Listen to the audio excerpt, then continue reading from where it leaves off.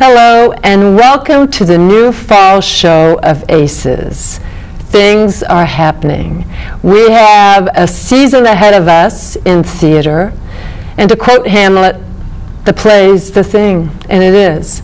I'm Denise Simmons, and I'm co-host along with Dr. Stamata Blanas of our new show, our new season this fall. Stamata? Hello everyone, my name is Dr. Stamata Blanas and I am the other co-host for ACES. The fall is here, the change of leaves, the weather is getting colder, and the theater season is about to begin. It is an amazing time and an exciting time here on the North Shore. And we have brought with us some veterans of theater. We go not lightly into this season. Yes, you can grab your cashmere and your minks and get ready to roll. For with us today are individuals that reflect much of what's happening in the North Shore, or are devoted to it. We have, on my left, Dorothy Andrews, columnist and theater critic, now of MakeItBetter.net. We have Rob Kozlowski, to my left here, who is a writer and a blogger. We'll talk about that funny word later.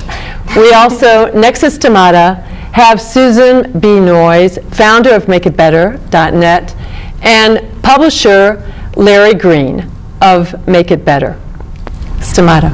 Our show today is going to focus on 7 of the theaters of the North Shore, starting from Highland Park to Glencoe to Skokie and culminating with Evanston. And to give us a little tidbit, a little bit of history of the North Shore theaters, we have Dorothy Andrews, who's going to tell us a little bit about that. Thank you. Thank you, Stamata. The history of theater on the North Shore is a great one and fairly recent. I was present with the creation of a couple of the theaters and remember when they started, especially the 35th anniversary of Northlight Theater. This is the 35th season. And it was consisted of 3 people, Mike Nussbaum, Frank Galati, and Greg Candell. Greg was the youngest of the 3, and he came to my office in Highland Park and on a motorcycle, and to pitch his story.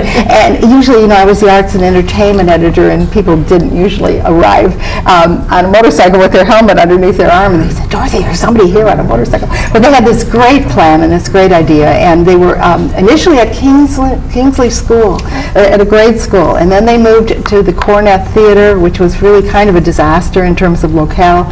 And then finally they do have their wonderful new home at the North Shore Center for the Performing Arts, where they can really spread their wings. And so they're an esteemed group, and they just did everyone. They did Shaw and Ibsen and Shakespeare. And 1 year, I want to tell you about this 1 year. Lyric Opera of Chicago was doing The Marriage of Figaro. It was 88 or 89. And Northlight did the Beaumarchais play on which it was based. So there was this wonderful consonance between the cultural arts groups. That was one of my most wonderful memories of that. And then the Piven Theater was founded the same year, Joyce and Burwood Piven. And they were really interested in the training, the workshop, and they've produced some stars, including the big one, John Cusack, and of course their own son, Jeremy Piven. And then they began slowly, kind of burned in adaptations of Chekhov plays, and they were very niche kind of things, but very, very good. And Appletree then was founded in 1982, 83. And previous to that, Steppenwolf was founded in Highland Park, and in the church basement actually. And they also came to the little Highland Park office and talked about their plans. We went down to the basement. I'm thinking, oh dear. After the first show, it was a series of 2 shows. We all walked up the stairs and no one spoke. We couldn't believe what we had seen. It was total silence. I was like, wow. They were so good right from the beginning. So then Steppenwolf, of course, moved on. But then Appletree went into that little basement theater and began thriving there. And then they were at Elm Place for a while in Highland Park. And they did just beautifully there. And now they're in the Carver Center, a 97 seat house, and I hope that they continue to do well. But the guiding light of that was Eileen Bovers, and now she is deceased, and so, but they're carrying on, and they just did a play, The Mistress.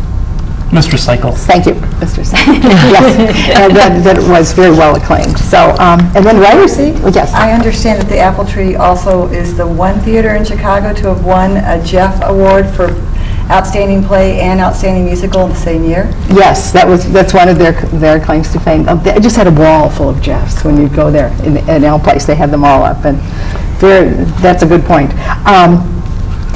Writers Theater was in Glencoe in 1992, and that again started in the back of of Books on Vernon.